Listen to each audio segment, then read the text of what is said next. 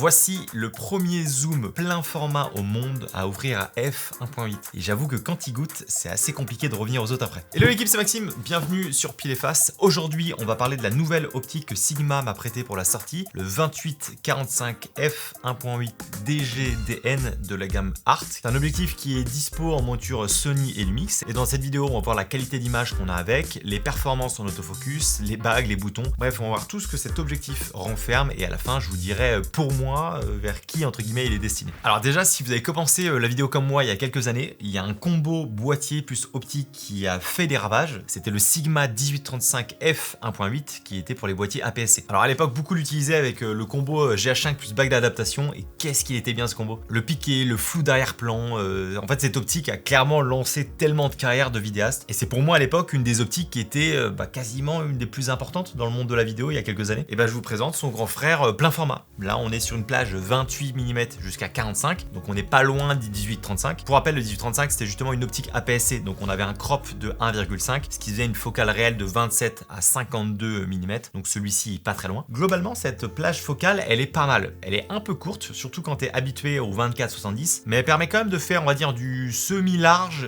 jusqu'à du standard. J'avoue que ça m'a manqué un petit peu d'aller un peu plus loin dans le zoom. J'aurais aimé avoir un truc un peu plus serré comme un 60 mm. Mais bon, il y a quelque chose qui rattrape tout, je pense, c'est l'ouverture. f1.8 constant.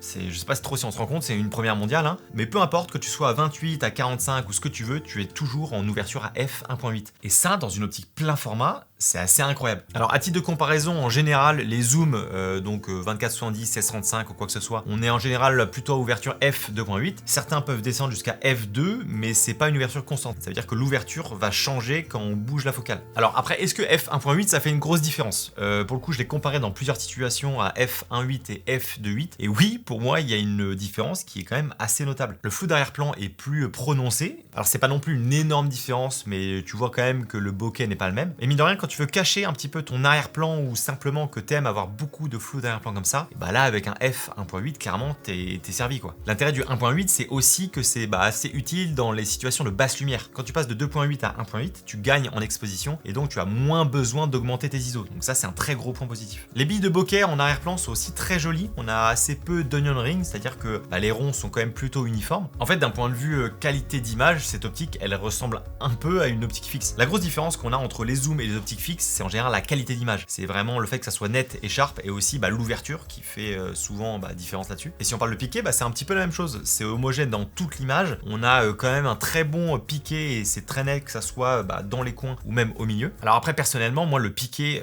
surtout dans la vidéo, c'est pas que ça m'intéresse pas. C'est juste que quand c'est trop sharp, trop net, moi j'aime pas tellement ça. Après, c'est les goûts et les couleurs. Mais en général, je vais avoir tendance à mettre un filtre mist au bout pour que ça soit plus doux, que ça permette justement de diffuser un peu plus la lumière et éviter qu'on voit trop les pores, notamment de la peau. Et donc, personnellement, c'est ce qui me dérange un peu avec les optiques fixes. C'est pour ça que je préfère un peu toujours les zooms, histoire d'avoir quelque chose d'un peu plus doux. Tant qu'on est sur la qualité d'image, on peut aussi parler de quelques tests que j'ai fait. Le focus breathing, c'est le fait que quand tu changes ton focus, l'optique crop un petit peu dans l'image, elle pompe un peu. Alors après, aujourd'hui, la plupart des boîtiers ont un réglage pour compenser ce problème-là. Moi, j'ai testé cette optique avec le Lumix S5 2X et clairement, j'en ai eu zéro. À noter aussi que quand justement on fait le point à un endroit et ensuite on zoome, et ce qui est intéressant, c'est que le point va rester au même endroit. Ça, c'est ce qu'on appelle une optique parafocale. On est quasiment là-dessus. Et ça, c'est un défaut que peuvent avoir, on va dire, beaucoup de zoom. Et là, pour le coup, je suis content qu'on puisse faire ça avec ce Sigma-là. Distorsion dans les coins, j'en ai pas vu en vidéo. On a des lignes bien droites, autant à 28 qu'à 45 mm. Encore une fois, ça dépend des boîtiers, mais t'en as qui le corrigent directement. Aberration chromatique, même chose.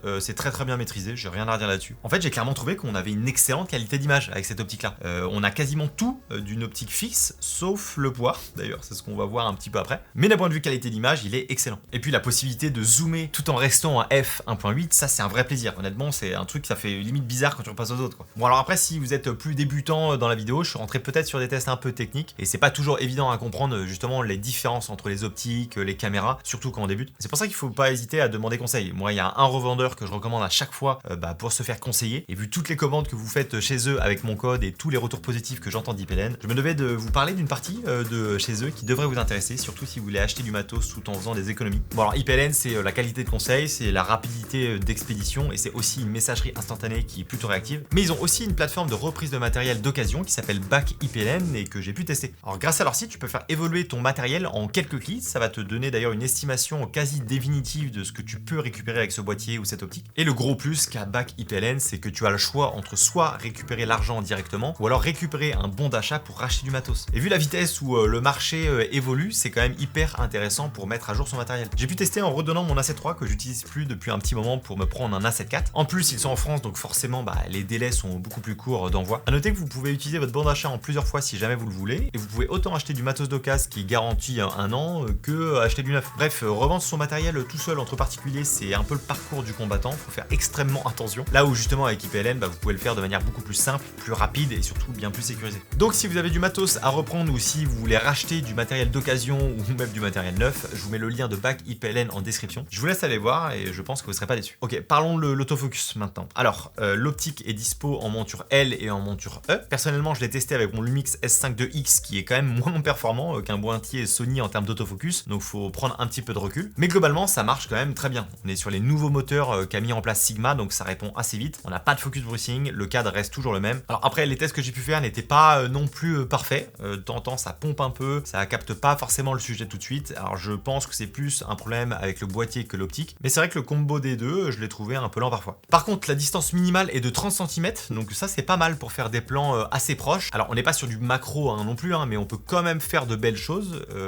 Cette petite distance, c'est quand même assez pratique. Alors si on parle de l'optique en elle-même, parce qu'il y a pas mal de choses à dire, c'est quand même une belle bête, hein. On va pas se mentir que c'est assez costaud. Alors évidemment, ça fait solide parce qu'on est quand même sur des matériaux qui sont assez fiables, mais il est quand même pas tout petit, 15 cm de hauteur pour 960 grammes, et clairement tu le sens dans le sac ou même quand tu l'as dans la main. On est sur un diamètre de fil de 82 mm qui reste assez classique. En bas à la base, on a une bague d'ouverture qui va de f1.8 à f16. On a aussi la possibilité de la mettre sur automatique. On a la possibilité de cliquer ou de décliquer la bague, ça c'est en fonction des préférences de chacun. Au-dessus, on a une bague de focus AF/MF. On a évidemment la bague de focale de 28 à 45 et on a au-dessus une bague de focus. Et également, on a deux boutons personnalisables qui peuvent être intéressants si jamais on peut faire des changements de focus ou un peu ce qu'on veut. Gros avantage, si vous l'avez pas encore vu, mais c'est un zoom interne. C'est-à-dire qu'il n'y a rien qui sort. Et ça, c'est hyper intéressant pour déjà protéger l'optique, pour éviter qu'il y ait des petites particules qui viennent se mettre dedans. Par contre, on pourrait penser que vu que c'est un zoom interne, on n'a pas besoin d'équilibrer le stabilisateur quand on change de focale. C'est d'ailleurs le cas pour pas mal d'optiques avec un zoom interne, mais pas sur ce Sigma. Dès qu'on change la focale, le point d'équilibre bouge et ça va faire du coup un peu plus travailler le stab. Alors après, rien de bien méchant, mais je trouvais ça important de le notifier.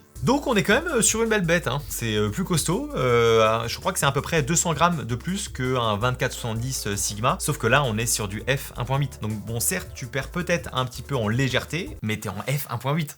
Donc à voir ce que vous préférez. Moi dans tous les cas, j'ai toujours des sacs qui sont hyper lourds, donc 200 grammes de plus ou de moins, j'avoue que ça me dérange pas tant que ça. Parlons un petit peu du prix maintenant de cette optique, 1499 €, ce qui est honnêtement pas si cher que ça. On parle quand même d'une première mondiale, on parle d'un zoom plein format qui ouvre à f1.8. On est sur la gamme Art de chez Sigma, donc la qualité d'image qu'on a avec cet objectif est honnêtement excellente. Certes, l'optique est quand même plus lourd, la plage aussi de focale est quand même assez étroite on va dire, mais je m'attendais honnêtement que ça soit plus dérangeant que ça, et finalement je m'y suis habitué et je suis très content d'avoir pu tester cette optique là, parce que t'as une qualité d'image que j'avais pas avant quoi. Maintenant, pour qui est destinée cette optique? Alors, on est quand même sur le grand frère du Sigma 1835, donc c'est quand même plutôt une optique qui est orientée vidéo, mais même en photo, je trouve qu'il se débrouille très très bien, et pour moi, il est autant utile en photo qu'en vidéo. Moi, je pense que pour tout ce qui est vidéaste de mariage, c'est hyper intéressant cette optique-là. Donc, si vous voulez le zoom avec la plus grande ouverture, c'est celui-ci. Il n'y en a pour l'instant pas d'autres en plein format à l'heure où je fais cette vidéo. Et si jamais l'optique vous intéresse, je vous mets le lien en description chez mon partenaire IPLN, et si vous mettez mon code Maxime, ça m'aide grandement à continuer ce genre de vidéo. Donc merci à tous ceux qui passent par mes liens, on se dit à la semaine prochaine, la bise.